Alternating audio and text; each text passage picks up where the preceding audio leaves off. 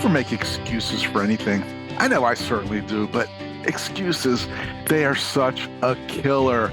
And in today's podcast, we're going to be talking about some favorite excuses of dentists. How can excuses be favorites? I don't know. I guess we're about to find out. So thanks so much for joining me. I'm Dr. Richard Maddow, co-founder of the Maddow Center for Dental Practice Success. And yes, this is the Dental Practice Fixers podcast where we do some cool content. And then as always, what seems to be everybody's favorite, a bunch of mystery shopper calls. So thanks for joining me today.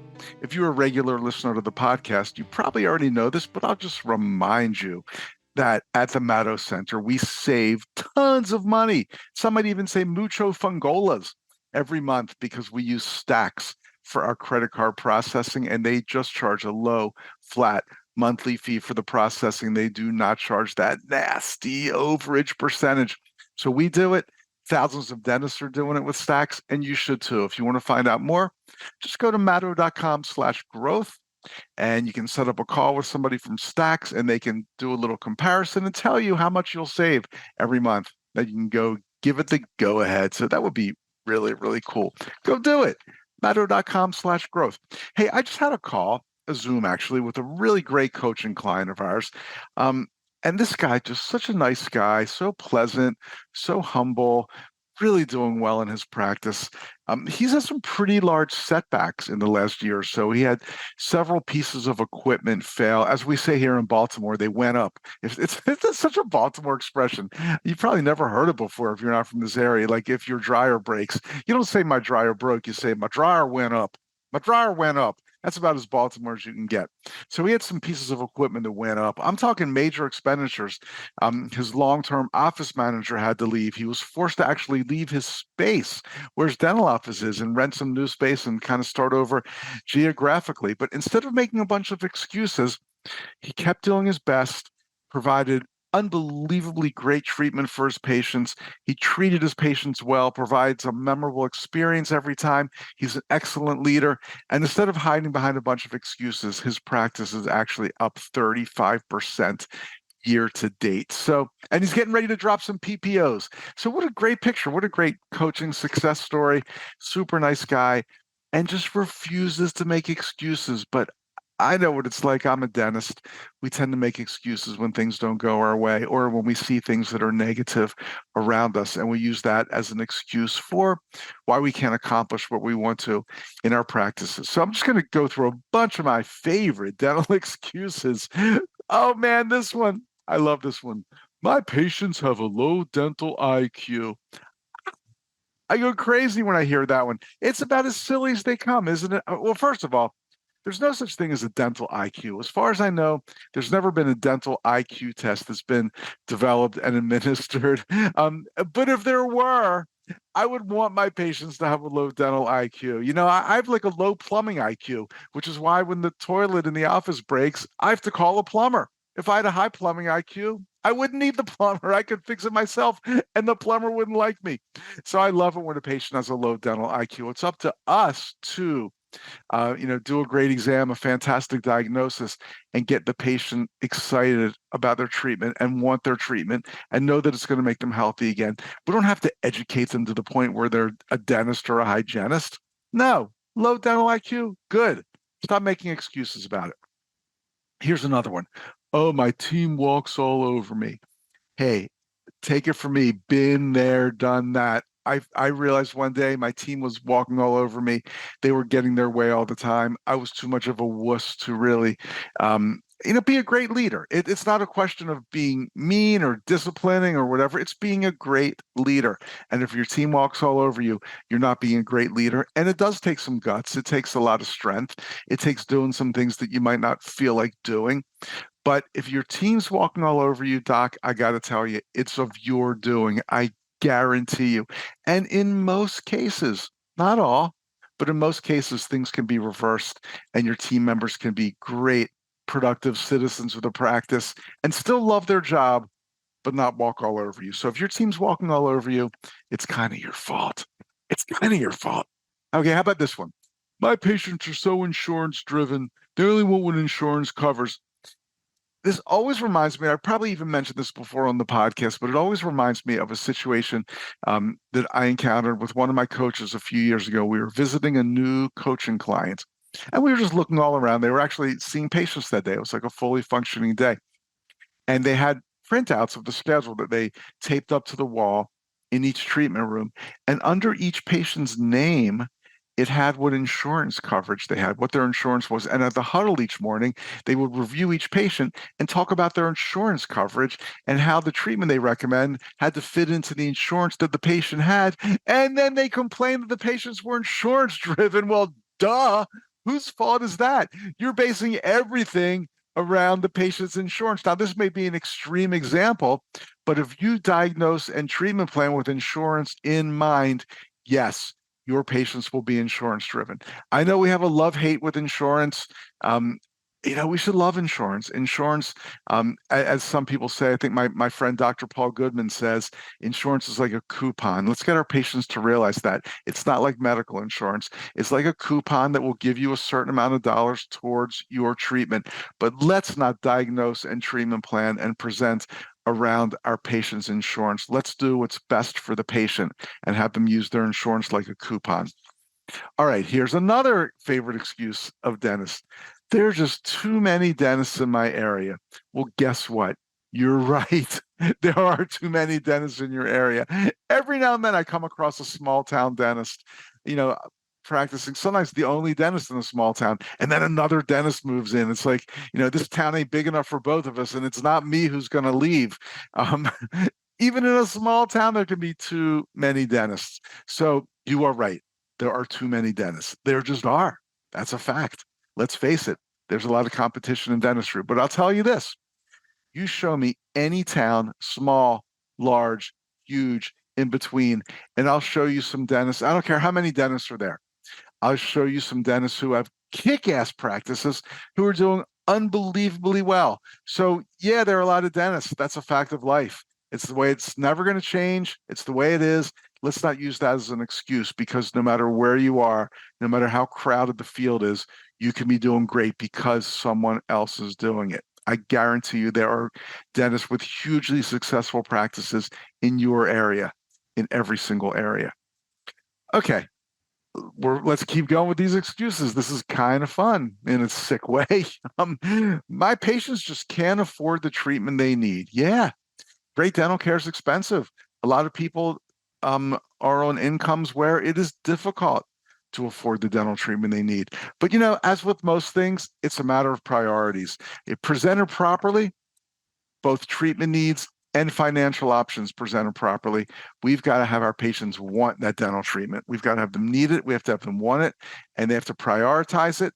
And so many more people will say yes and easy for me to say, prioritize it over other things that they were going to spend money on, because it is such a health positive thing to get your teeth and gums in good shape. So we've got to have the great financial options. We've got to present the treatment needs in an enthusiastic way to get the patient excited. And then, yes, many, many more patients will magically be able to afford their treatment. Here's one. Very typical in dental practices. I can't get anything done because we spend all day putting out fires. Kind of like to use maybe the cliche, you should work on your practice, not just in your practice, but I don't have time. I can barely work in my practice because I'm putting out fires all day. Many times it's the doctors who are causing the fires themselves. And I got to say, do you have great productive team meetings? Do you have morning huddles? Does everybody get there 30 minutes before the first patient? Or do you just kind of show up and hope for the best?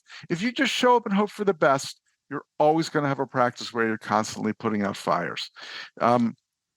Here's another excuse. My patients just aren't loyal. They only come here because whatever, because of their insurance, because of the location, blah, blah, blah, blah, blah. They're not just loyal. Well, I got to say this. If you treat your patients like they are the crown prep in room 3 and not a real person, you will not have that much loyalty. If you really, really get to know your patients, really get to know them as people, really become their trusted advisor, really, really have them think that this is the only place in the world that they would get their dental care. they will be loyal patients. I guarantee. And one more excuse. I'll throw this one in since I'm a dental coach, and that is, yeah, I know I could use some coaching. I could use some help in my practice. I'll get it done as soon as, and then fill in the blank. As soon as I hire my full-time office manager, as soon as we do this, as soon as we do that. You know what? There's never a great time. There's never a perfect time. But if you would like some help in your practice, I'll be glad to help out. My team at the Maddow Center is awesome, and I get personally involved with every single client we see. So go on my calendar, schedule some time.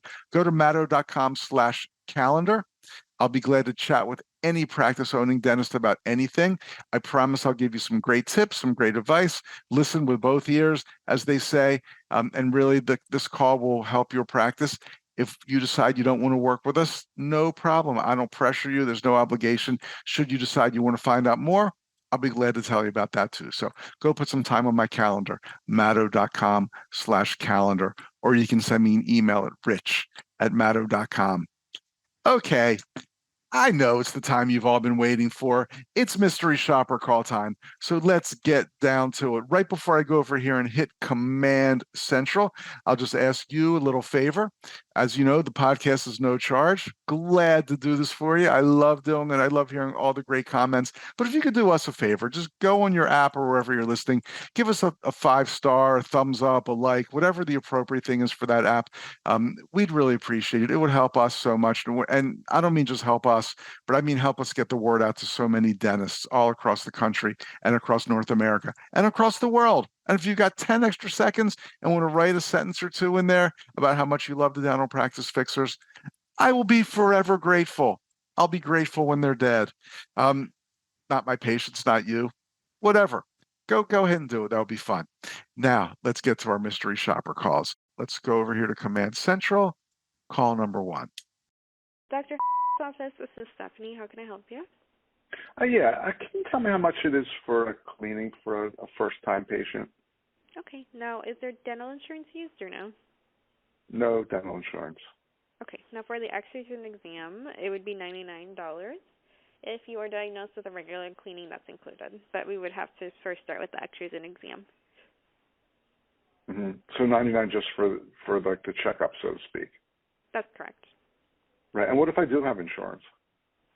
So it does depend on the insurance company. We verify your benefits before. Mm-hmm. Got it. Okay. Thank you so much. You're welcome. Bye-bye. Bye. Bye. That was a really back to basics call. I'm calling. I want to come in for a cleaning and checkup, so to speak. I'm asking some questions about fees. She answers them, and then boom, never gets my contact information, never tries to make an appointment. The simplest of calls. And as these people seem to do 99% of the time, she just couldn't even make an attempt to get the patient into the appointment book. Oh, man. So sad, so sad. Let's keep going.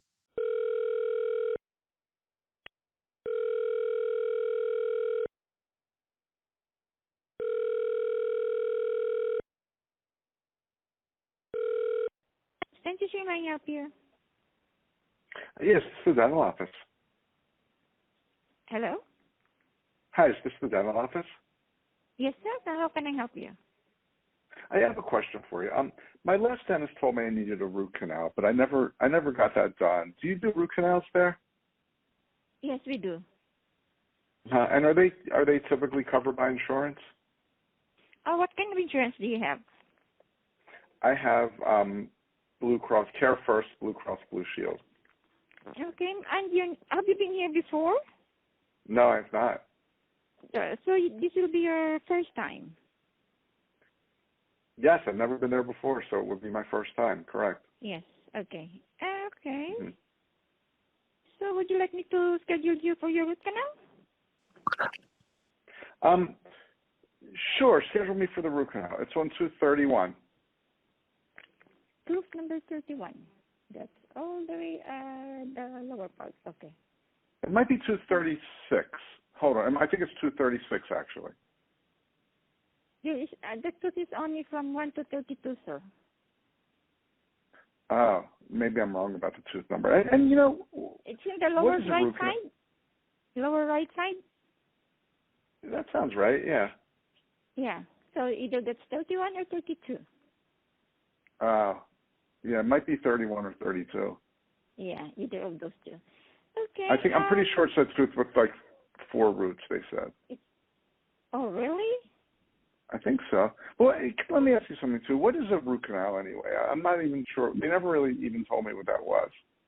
Oh, that's the how could you say that? I can't really explain it to you, but it's like they're going to the nerve of your tooth. They're just trying to put some medication in there, so it won't hurt anymore. Just like killing the nerve, and so your tooth won't bother you anymore. Right? They just killed the nerve and put some medication in there. Yes, with the medication. Yeah, it doesn't really hurt right now. That's why I was kind of surprised. Yeah. Okay. Yeah. So, would you like me to schedule you for your root canal? Well, actually, we cannot. I cannot really schedule you right away because the doctor has to check on that first, and then we can tell you what to do. I see. Do you have an X-ray somewhere else? I do. I mean, they took an X-ray. I don't have it. Do you want me to see if I can get that sent over? Okay, please. Okay, I'll do that. Can they just fax that? Email. Yeah. Okay. Good. Okay. And you said it was covered by insurance, right? Yes. Usually, your insurance does, but of course you have to pay the copay. Oh. Okay. How much is the copay? Oh well, it depends.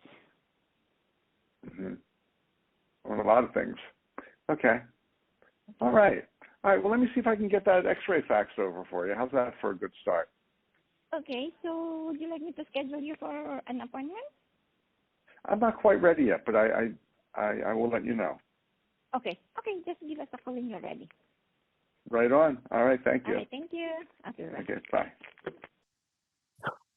Wow, that was a long call and kind of a crazy one. I love so many things about this call. I love how I told her I thought I needed a root canal, and she was ready just to schedule me for endo, right on the schedule without ever having any kind of exam. I just thought that was great. Then she started kind of asking all these questions, answering the questions incorrectly. I made it very clear I didn't know what I was talking about when I said it might be on tooth number 36 or the tooth has 4 roots or whatever. And then she kind of realized, you know what? Maybe I better put this person on the doctor's schedule for an exam. Good choice. Good choice. It took my total incompetence for her to realize that, but that was a really good choice. So she starts trying to put me on the doctor's schedule. Then I think, again, got distracted. She's asking for an X-ray. I don't know. If somebody needs endo or thinks they need endo or they've been told that, I certainly would want a fresh X-ray. I wouldn't want to wait around for some old X-ray that's never going to surface or is meaningless or whatever. Then I offered to fax it over. She was all over that. I'm sure that would really look nice and clear. Um, all these bobbles and foibles and mistakes. But guess what?